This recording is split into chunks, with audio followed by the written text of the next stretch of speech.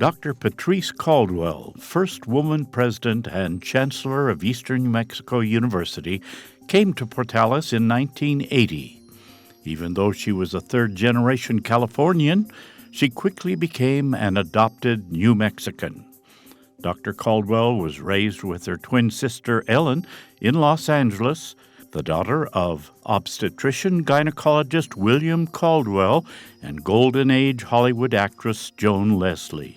The sisters attended the University of Southern California, earning degrees in English literature. The twins then crossed town to attend UCLA, where Patrice earned a Ph.D. in Victorian literature, and Ellen received hers in Renaissance literature. Having taught for 4 years at UCLA as graduate assistants, the sisters easily landed teaching jobs, and Ellen headed off to Nashville, Tennessee, while Patrice went off to Portales, New Mexico. Where the heck is Portales, New Mexico? And luckily for Eastern, she is still there. At Eastern New Mexico University, Dr. Caldwell taught freshman composition, grammar, history of the English language, women's literature, and Victorian poetry and prose, while directing the freshman composition program. After 4 years, she was selected as chair of the English department, and 4 years after that, she was named interim dean of the College of Liberal Arts and Sciences. After a national search was conducted for a new dean, it was decided that no one could fill the position as well as the acting dean, Dr. Patrice Caldwell. She held that post for 9 years, contributing to the startup of programs in nursing and social work. She also happily team-taught science fiction and creative writing classes with science fiction author, educator, ENMU alum, and emeritus professor Dr. Jack Williamson. Here's Dr. Caldwell in 2005 being interviewed for a KENW TV documentary about the world-famous Jack Williamson. Well, Jack Williamson's contribution to science fiction is going to be phenomenal no matter what scale we use. He's contributed significant publications in 8 distinct decades.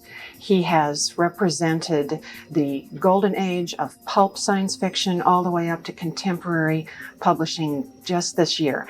It's not a career that many writers have the stamina or the innovation or the patience and flexibility to maintain. And for that alone, I think Jack Williamson will be remembered for that extremely long and successful career in science fiction. From a literary standpoint, I see 3 dimensions of Jack Williamson that I consider what mark him as a unique literary figure, not simply in the field of science fiction. The first is that all of his work reveals the discipline of plot. His novels are meticulously plotted. The chapters close with windows, they open with hooks. He has an instinct for plot that is phenomenal. And it's in his early work when he was working closely with greats in the field like John W. Campbell, and it is just as evident today when he works with students in a classroom. The second profound discipline that his writing reveals is the discipline of science. If we think about how science has changed in 60 years or 70 years, and we think about the discipline of staying up with it and reflecting its complex interactions with the human psyche and in human society, that's a phenomenal accomplishment. And that discipline of science, of being responsive to it in the way it affects our lives, that is something that Jack Williamson has contributed not just to science fiction, but to literature. And finally, there's I don't know if it is a discipline, but the discipline of imagination. Imagination is a difficult mistress. And for Jack Williamson, it has been a discipline that has separated him from society in the ways that writing always does. It has linked him to writers as solitary and as committed as he, but in connections that often do not sustain us the way other human connections do. And he has given himself to the discipline of the imagination. He has thought about fiction every day of his life that he's been writing. He continues to think about it and to write every single day. way. That commitment to the writing process and to sharing that with readers, that is a phenomenal accomplishment over the period of time that he continues to write.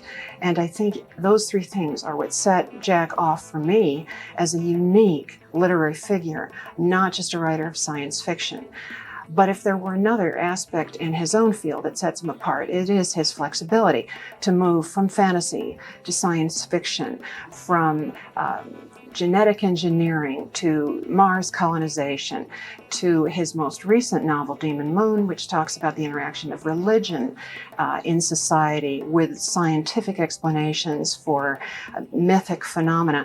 These are the kinds of issues that transcend any one genre and address the human condition in profound and important ways. And that's why I think, unlike many other writers, Jack Williamson transcends the limitations and parameters of science fiction, and his work will stand that test, I think, through time.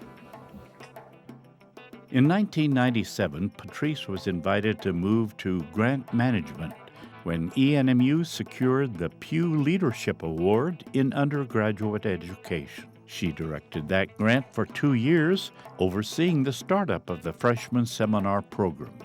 She began studying federal grant writing and drafted her first Title V grant in 2000. By then, she'd moved to the position of Executive Director of Planning and Analysis, overseeing institutional research, assessment, and grant management. 18 years and 3 presidents later, she was promoted to Vice President. The additional responsibilities of government relations and Chief of Staff were added to her many other duties. In March 2020, when a vacancy occurred in the university president's position, the Board of Regents appointed Dr. Caldwell as interim president. The interim title only lasted until September of that year, when Dr. Caldwell became the first woman president of Eastern New Mexico University. With her sunny and optimistic personality, her training and experience, no one doubts that Dr. Caldwell is the perfect person to lead Eastern New Mexico University from a venerable and most honorable past into an even more exciting future.